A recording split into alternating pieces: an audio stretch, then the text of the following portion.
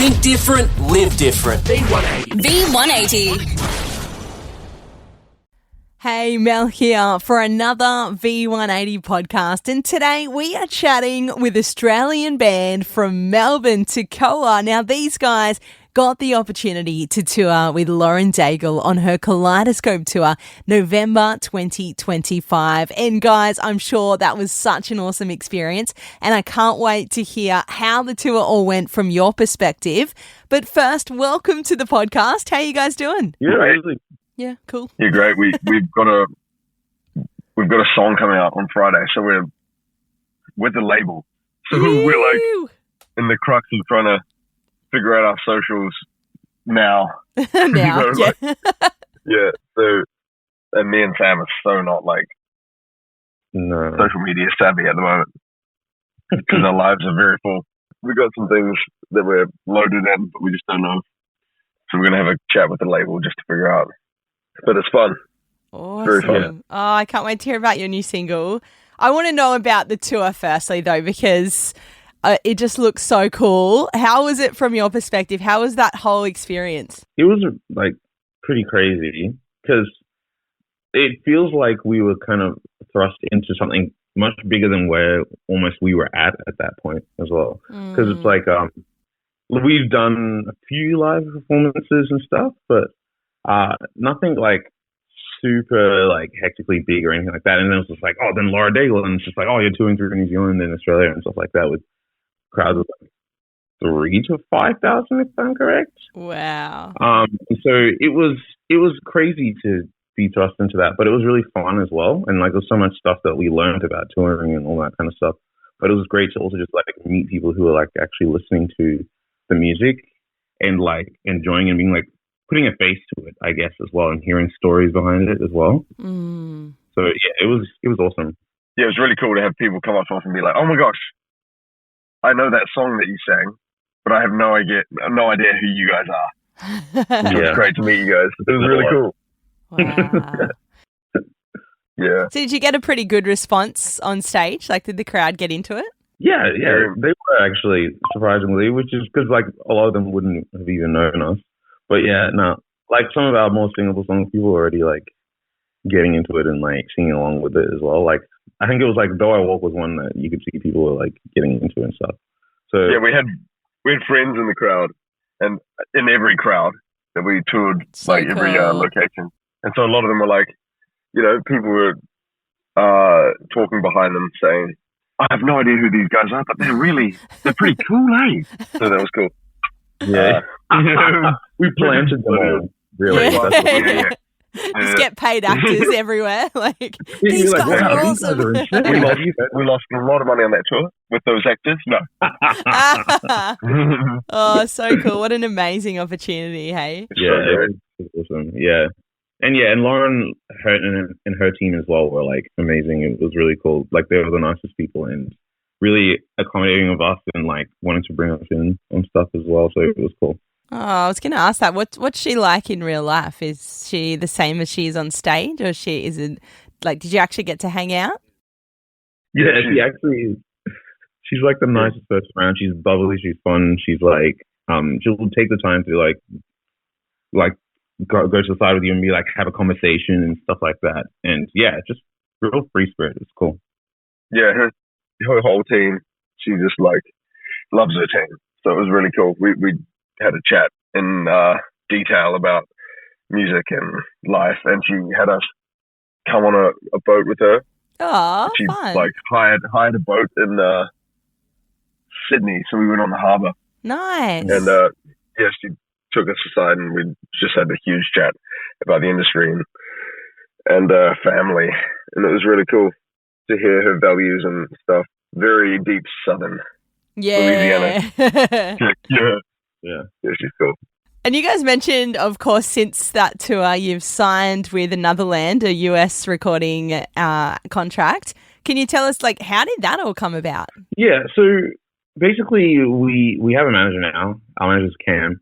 And so we just started connecting with him early last year, and it wasn't an official arrangement or anything like that. But he's just like, oh yeah, I'll see if I can get you guys some cool opportunities and stuff like that.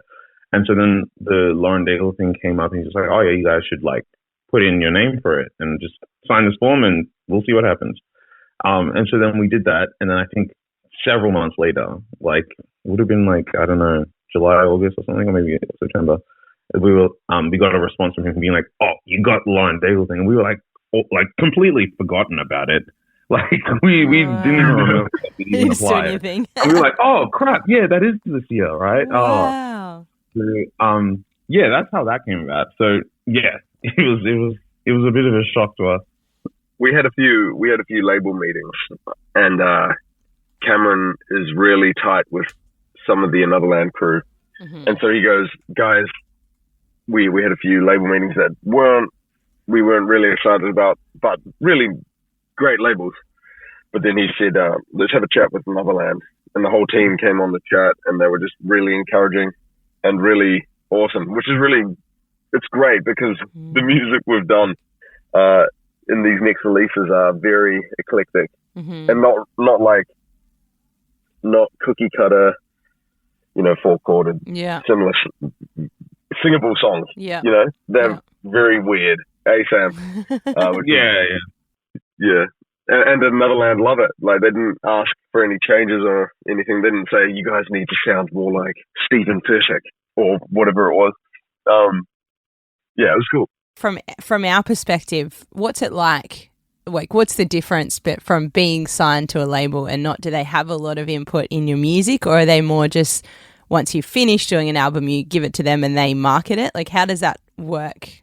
So they have the muscle power. They also have the knowledge of everything. So, like, relationship with Spotify, relationship with Apple Music, and what these distribution companies are looking for.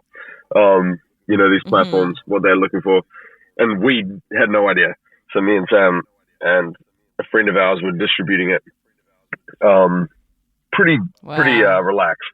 And then now it's like, hey guys, we've got to do this.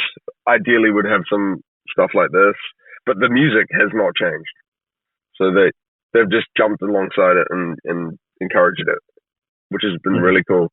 And they also, one thing I love about Anotherland, the conversations have been, this new song that you've got coming out, tell us the story behind it, because we want to jump on board, the story. Yeah. And that's I really respect that. And yes, the new song. I'd love to know more about it too. Can you tell us a little bit about your new single? Yeah. So it's called I Watch. It's coming out on Friday. And we wrote it on this retreat like a few years back. It takes us a while to get songs out. That's fine. It's been a good almost 9 months, I think, since the last one. But yeah, it's called I Watch. It was actually originally called Depravity, which is kind of funny. It was like a song because it's just all about like the story of like mankind, the sort of mankind in relationship with God and falling away from God and then coming back to God through the sacrifice of Jesus, but through like the eyes of an observer who's just seeing nature and mankind warp and change and stuff like that. And that's imagery is throughout the song, and then it's throughout the music as well. So like the music's very reflective of the different points. So at the beginning it starts off gentle and soft, and then when it gets to like the full depravity of mankind being like in full force, the music is more chaotic, and then at that point then it changes suddenly as Jesus dies and sacrifices and stuff for us. And then it becomes really this big triumphant thing as well at the end. So it's a full-on journey, which was probably why it took a while to get done. But yeah, it's really cool. Awesome. So it's really cool because Sam sings this song. So he starts on the verse.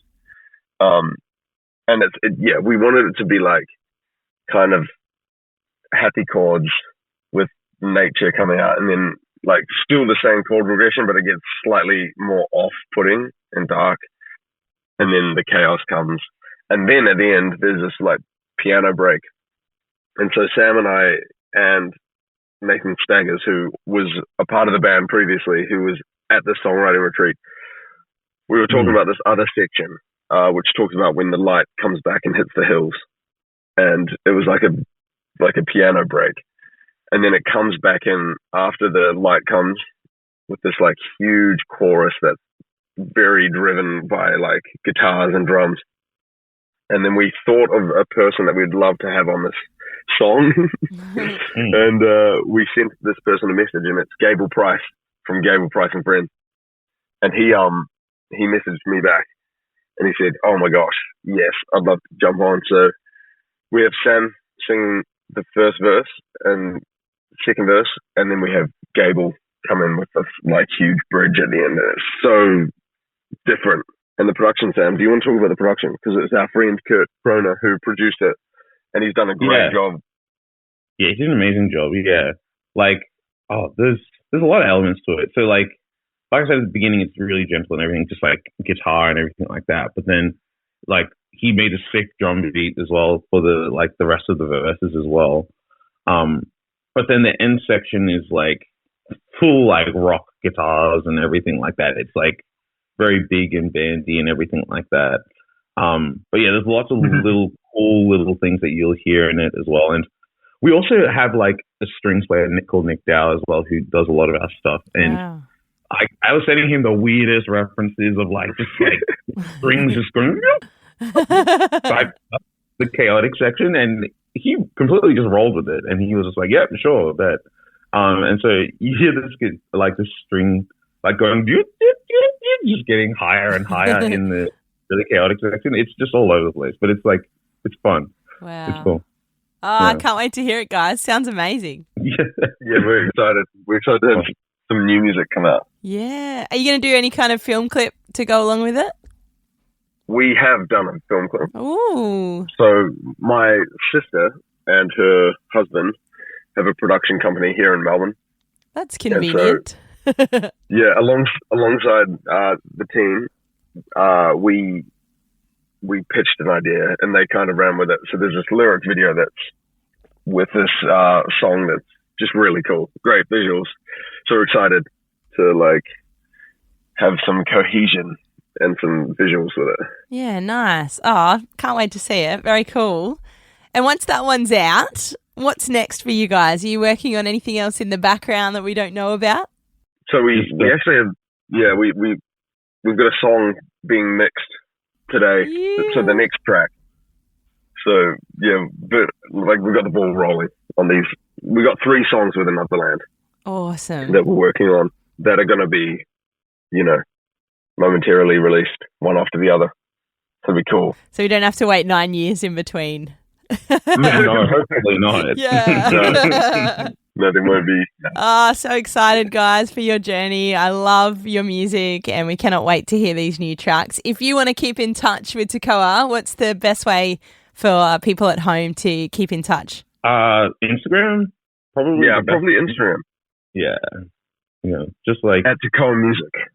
Music. We're trying to get Tekoa, but it's owned by this lady that's been inactive for 15 years. So we're in lawsuits. No. Oh, no. I know. That's so annoying. Actually, I think I went searching for you guys and I found some lady and I was like, nah, that's not it. And then I found you. No, that's not them. It's funny because you'll see all the comments on that one post that they've made, and it's just like Tekoa-related name accounts being like, Instagram, give us this account name. And it's just like, so funny. So funny. Yeah. Thank you so much, guys. It's so great to have you on the show, and all the best for the next releases. Thanks, Melissa. Really appreciate it. Thanks for taking time to listen to this audio on demand from Vision Christian Media. To find out more about us, go to vision.org.au.